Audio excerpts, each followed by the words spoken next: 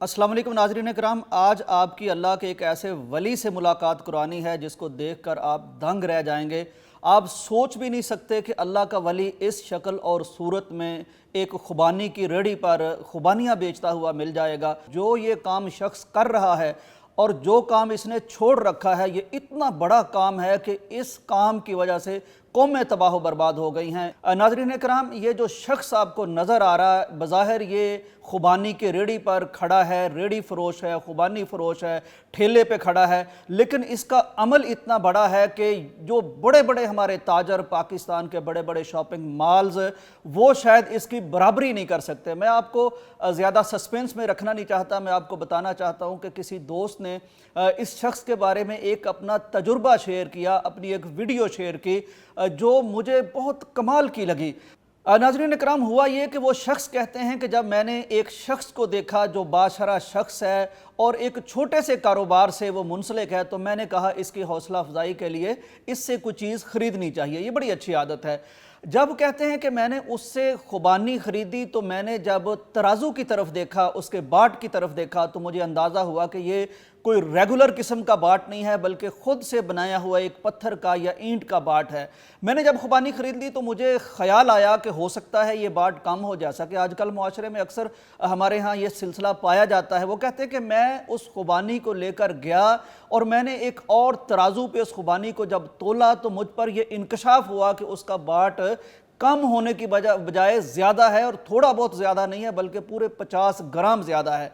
अब मेरे दिल में ख्याल आया कि यार ये शख्स तो बेचारा अपना नुकसान कर रहा है। मैं उसके पास वापस आया, मैंने आके उसे बताया कि जनाब आपका बाट ज़्यादा है।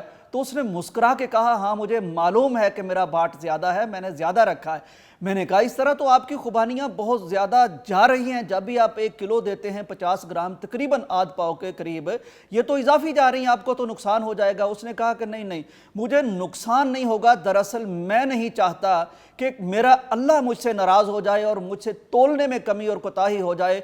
चुनाचे मैंने इजाफी तौर पर ज़्यादा वज़नी बाट रखा हुआ है ताकि मेरी तरफ से किसी भी गाहक को कभी भी कोई कम चीज़ ना जाए। चुनाचे मैं अल्लाह के यहाँ सुरखरू होना चाहता हूँ। नाज़रीन इकराम, बज़ाहिर ये काम छोटा लगता है, लेकिन मैं आपको बताऊँ कि कुरान मजीद को उठा के देखिए, कौम शुएब की तबाही की वाहिद वजह क्या थी? एक नबी उनकी तरफ क्यों आया था? क्योंकि वो नाप और तोल में कमी करते थे। इसी एक वजह से अल्लाह रब्बुल इज़्ज़त ने उनको फिर एक ऐसे अजाब से दो चार किया कि एक चीख की आवाज़ आई और वो सारी कौम तहस नहस हो गई, बर्बाद हो गई।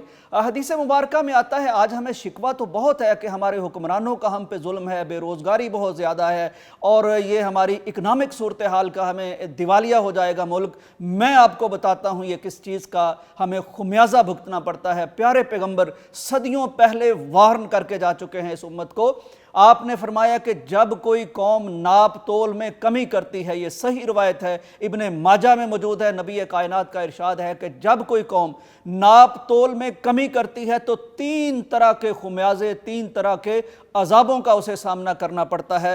नंबर 1, उस कौम पर कहत साली मुसल्लत हो जाती है, यानी कि उनका बजट का मामला, उनके मुआश का मामला, उनकी फसलों का मामला, वो तबाह बर्बाद होकर रह जाता है। उन्हें कहत का सामना करना पड़ता है, वो दाने दाने को तरसने लग जाते हैं। आज अगर आप सिंध से लेकर KPK तक देखें, वाना तक देखें, जनूबी वजीरिस्तान तक देखें, सिंध में आपने देखा कि तकरीबन आधा किलो के औले बरसे हैं, लोगों की जानें गई हैं, शीशे टूटे हैं। उसके बाद की खबरें आपने शायद नहीं फॉलो की हैं कि वाना में ये आलमी नशरियाती इदारा रिपोर्ट शाया कर चुका है कि एक शख्स के 300 के करीब सेब के बागात थे, लेकिन रात को बारिशें हुई, यालाबारी हुई, इतना बड़ा औला गिरा पाकिस्तान में पहली दफ़ा कि एक भी सेब उसका बाकी नहीं बचा। ना सेब के बागात बचे हैं, ना आलूचे के बागात बचे हैं, ना टमाटर की फसल बची है। ये बैरून मुल्क मुंतकिल किया जाता था। ये पूरा इलाका इस तरह बेसरो सामान होकर बैठा है,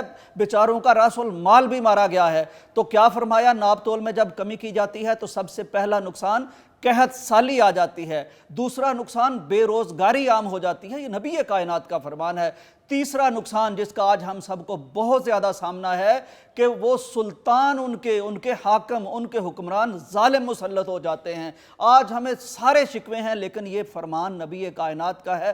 آپ اپنے ذرا ناپ تول کے پیمانے دیکھیے، یعنی پیٹرول پمپ پہ چلے جائیے، آپ ناپ کے پیمانے دیکھ لیجئے، تول کے پیمانے دیکھ لیجئے، تو نبی کائنات صلی اللہ علیہ وسلم پہ اترے ہوئے قرآن میں اللہ نے ہمیں ارشاد فرمایا تھا وَيْلٌ لِّلْمُطَفِّفِينَ، کہ تباہی اور بربادی ہے ان لوگوں کے لیے۔ آگے فرمایا کہ جو جب لیتے ہیں تو پورا لیتے ہیں، زیادہ لینے کی کوشش کرتے ہیں، لیکن جب دینے کی باری آتی ہے تو پھر کم تولتے ہیں۔